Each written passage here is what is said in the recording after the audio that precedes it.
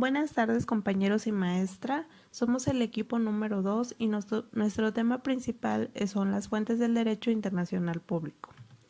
El concepto de fuente de derecho para Carlos Arellano señala que las fuentes del derecho constituyen los elementos del conocimiento relativos al origen de las normas jurídicas. Las fuentes del derecho nos permiten conocer los acontecimientos a través de los cuales se engendran las normas jurídicas. Existen diversas clases de fuentes, reales, formales e históricas. Las fuentes formales están constituidas por el conjunto de actos que concluyen en la creación de la norma jurídica y que le dan un aspecto externo a cada norma jurídica. En las fuentes formales se atiende a las diversas maneras como se engendra la norma jurídica. Así, la norma jurídica internacional puede nacer bajo la forma o aspecto de un tratado internacional, de una costumbre internacional, principio general del derecho internacional, de jurisprudencia internacional, de doctrina internacional, de equidad, de acto unilateral de un Estado, de determinación de un organismo internacional, etc. Las fuentes reales están constituidos por aquellos elementos metajurídicos que le imprimen un contenido a las normas jurídicas. Las fuentes históricas son todos los acontecimientos, documentos, vestigios que en su momento encerraron una norma o ley jurídica y que le sirve al legislador para crear nuevas leyes. El artículo 38 del Estatuto de la Corte Internacional de Justicia se refiere a las fuentes que aplica la Corte Internacional de Justicia, que son las siguientes: las convenciones internacionales, la costumbre internacional, los principios generales del derecho, las decisiones judiciales y la doctrina. Al Estatuto de la Corte Internacional de Justicia le corresponde el honor de establecer un dispositivo de enorme trascendencia actual, pues esboza las fuentes del derecho internacional público. La Corte, cuya función es decidir, conforme al derecho internacional, las controversias que le sean sometidas, deberá aplicar las convenciones internacionales, sean generales o particulares, que establecen reglas expresamente reconocidas por los estados litigantes, la costumbre internacional como prueba de una práctica generalmente aceptada como derecho, los principios generales de derecho reconocidos por las naciones civilizadas, las decisiones judiciales y las doctrinas de los publicistas de mayor competencia de las distintas naciones, como medio auxiliar para la determinación de las reglas de derecho, sin prejuicio de lo dispuesto en el artículo 59. El artículo 59 del Estatuto de la Corte Internacional de Justicia se refiere a que las decisiones de la Corte se aplican solo para las partes del litigio. Además, solo son un medio auxiliar en las reglas de derecho, es decir, solo son argumentaciones de normas internacionales y no fundamentos jurídicos con precedentes obligatorios. Compañeros, mi nombre es Araid Francisco Poblano y yo les voy a hablar acerca de los tratados internacionales. Y nos dice que los tratados son acuerdos entre sujetos de derecho internacional y regido por el derecho internacional público. Nos menciona que es la fuente más importante, ya que en ellos obra el consentimiento expreso de los estados intervinientes en su carácter de altas partes contratantes. Estos tienen la virtud de concretar con precisión y claridad por escrito las normas jurídicas internacionales que vinculan a los estados celebrantes.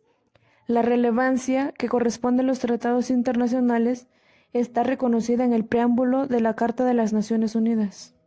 Las materias que constituyen el contenido de los tratados internacionales son sumamente variadas: política, comerciales, económicas, administrativas, financieras, culturales, tecnológicas, científicas, condición jurídica de los individuos, constitución de organismos internacionales, conservación de la paz, alianzas, integración, economía, entre otras. Los tratados internacionales se rigen por las normativas jurídicas del derecho internacional. Normalmente se hacen por escrito, aunque pueden hacerse verbalmente. Aquellos tratados que se establecen por escrito son controlados por la Convención de Viena. En México, la Constitución política es ley suprema a la que nos ajustamos. De acuerdo al artículo 133 de la Constitución, las leyes federales y los tratados son ley suprema en México y por ello establecen la jerarquía legislativa en el sistema jurídico mexicano. Dentro de la clasificación de los tratados existen dos criterios o clasificaciones. Uno nos menciona que es relativo al fondo y otro al número de participantes. El primero son los contratos, de finalidad limitada a crear una obligación jurídica que se extinga con el cumplimiento del tratado.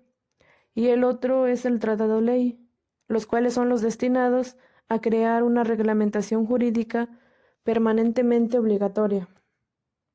En esta diapositiva se encuentra el concepto de tratados internacionales de acuerdo a la Convención de Viena en su artículo 2, la cual nos menciona que se entiende por tratado un acuerdo internacional celebrado por escrito entre estados y regidos por el derecho internacional público, ya consta en un instrumento único o en dos o más instrumentos conexos, y cualesquiera que sea su denominación particular. Nos dice que se aplica únicamente a tratados celebrados entre estados, ya sean por escrito y regidos por el DIF. Existen varios principios generales fundamentales que rigen el derecho de los tratados, de los cuales mencionaré los siguientes. El primero es el principio de pacta sunt servanda. Este principio es de origen consuetudinario recogido por la Convención de Viena de 1969 en su artículo 26, el cual afirma la obligatoriedad de los tratados. El segundo principio es el principio de que los tratados solo crean obligaciones entre las partes. En este principio hace mención de que un tratado no puede obligar en un principio a los sujetos que no han participado en él, pero tampoco puede enunciarse este principio de un modo absoluto, y es que en algunos casos un tratado crea derecho y obligaciones respecto a terceros. El tercer principio nos dice que este principio se dice que el consentimiento es la base de la estructura de la sociedad internacional, totalmente considerados iguales. El principio de respeto a las normas de ius cogens nos menciona que fue sumamente discutido e incorporado en el artículo 53 de la Convención de Viena, donde menciona que un tratado sería nulo cuando fuera contrario a una norma imperativa del derecho internacional.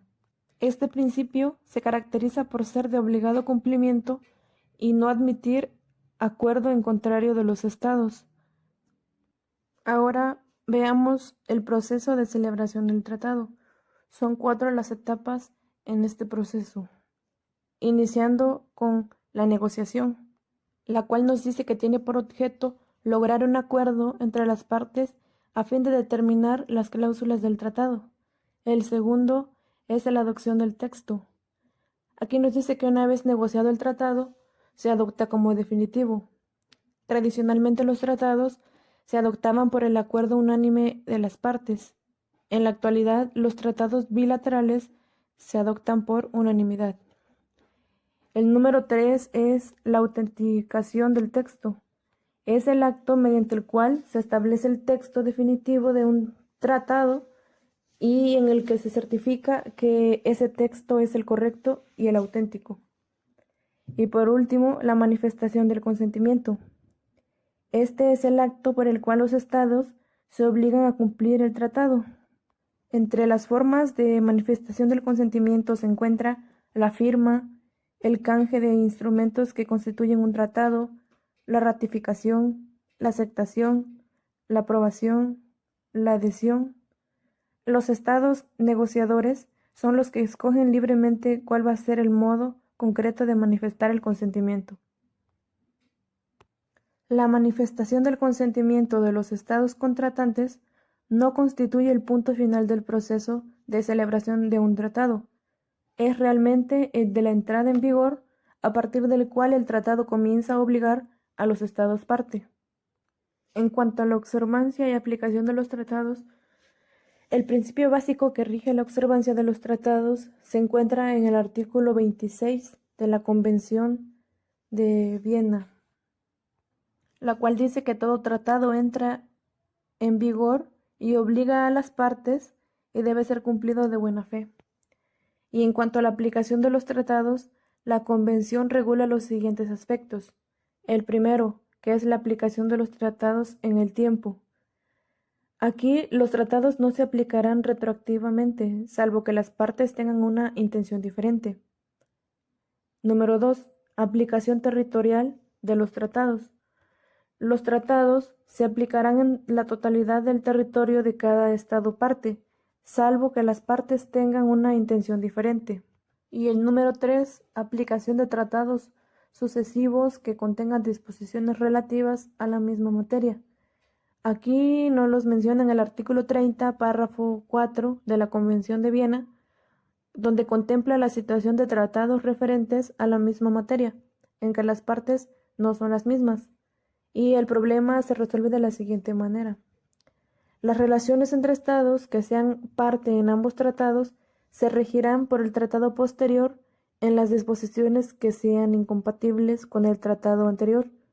Y la otra, que las relaciones entre un estado que sea parte en un tratado y otro que sea parte en los dos tratados se regirán por el tratado en que ambos sean parte. Esto sería todo de mi participación. Gracias. Buenas tardes, compañeros. Mi nombre es Adilene Don Agustín Román. Yo les voy a hablar sobre la costumbre internacional y los principios generales del derecho como fuentes del derecho internacional público.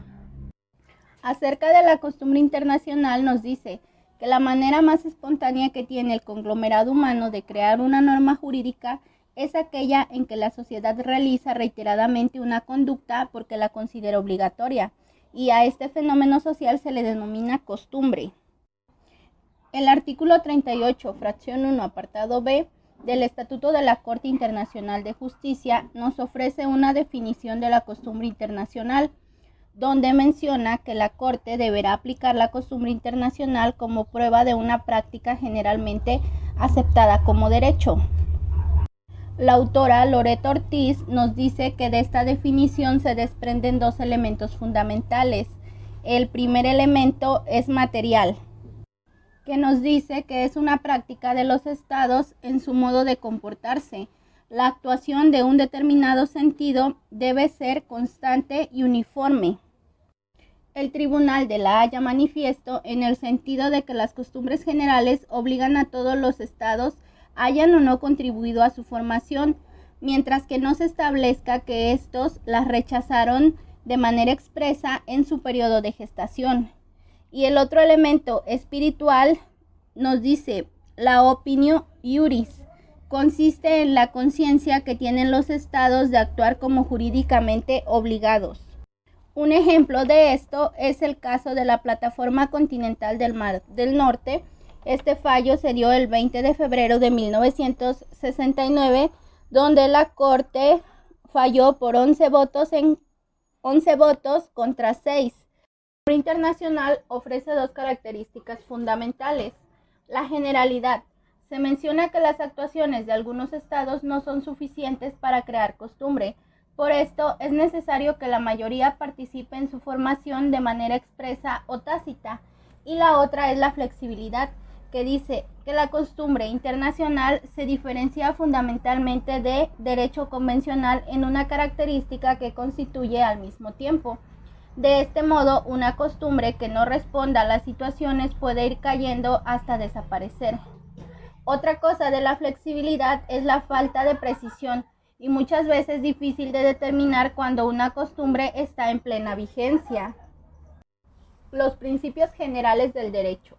Nos dice Arellano García, se pueden conceptuar los principios generales del derecho como aquellas directrices o postulados producto de la reflexión lógica jurídica que orientan a la realización de los valores jurídicos, principalmente justicia, seguridad, bien común y orden.